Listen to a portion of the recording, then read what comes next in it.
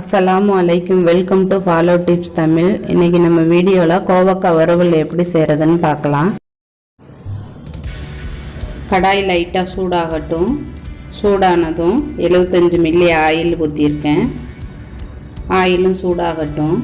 நான் இன்றைக்கி கடலை எண்ணெயில் தான் சமைச்சிருக்கேன். உங்களுக்கு எந்த எண்ணெய் விருப்பமோ அந்த எண்ணெய் எடுத்துக்கிறேங்க.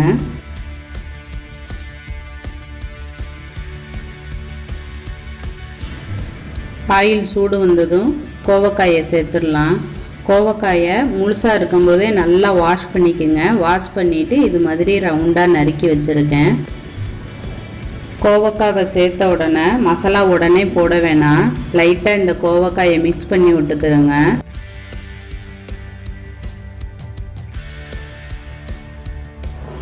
அடுத்ததாக 1.5 டீஸ்பூன் உப்பு, 1/2 டீஸ்பூன் மல்லித்தூள், 1/4 டீஸ்பூன் மஞ்சத்தூள், 1/4 டீஸ்பூன் பட்டை கிராம்பு ஏலக்காய் பவுடர், 3 ஸ்பூன் மிளகாத்தூள். மிளகாத்தூள் மட்டும் நீங்கள் கம்மியாக சாப்பிட்றவங்களா இருந்தால் 1 ஸ்பூன் கம்மி பண்ணி 2 ஸ்பூன் போட்டுக்கிறோங்க. போட்டு நல்லா மிக்ஸ் பண்ணி விட்டுக்கிறோங்க.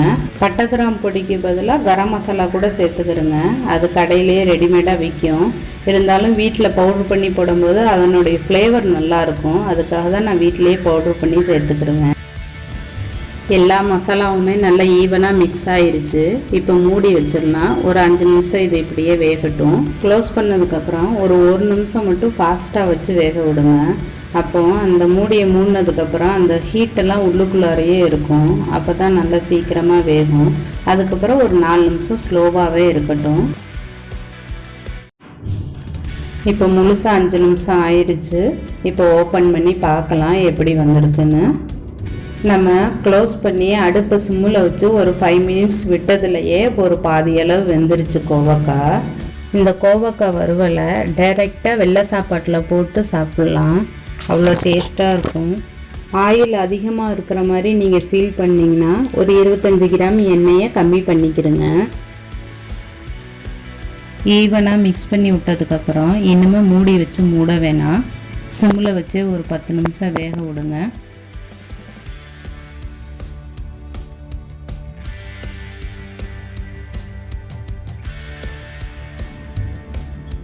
எடையே மறக்காமல் இப்படி மிக்ஸ் பண்ணி விட்டுக்கிறோங்க. இல்லைன்னா அடியில் கப்புன்னு பிடிச்சிரும்.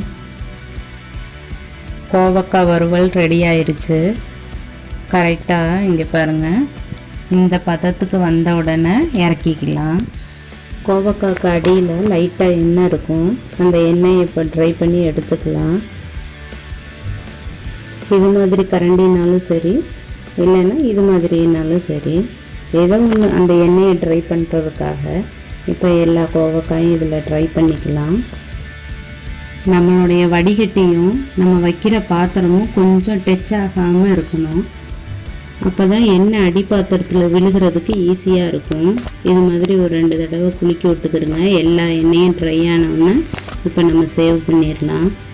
நம்ம கோவக்காய் வறுவல் ரெடி. நீங்களும் செஞ்சு சாப்பிட்டு பார்த்துட்டு எப்படி இருக்குன்னு கமெண்ட்டில் சொல்லுங்கள்.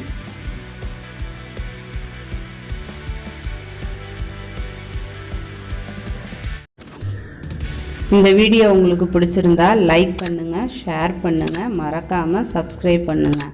அப்படியே பக்கத்தில் இருக்க பெல் ஐக்கானே கிளிக் பண்ணிடுங்க. அப்போ தான் நான் போடுற வீடியோவுடைய நோட்டிஃபிகேஷன் உங்களுக்கு உடனுக்குடனே வரும். தேங்க்யூ. அஸ்ஸலாமு அலைக்கும்.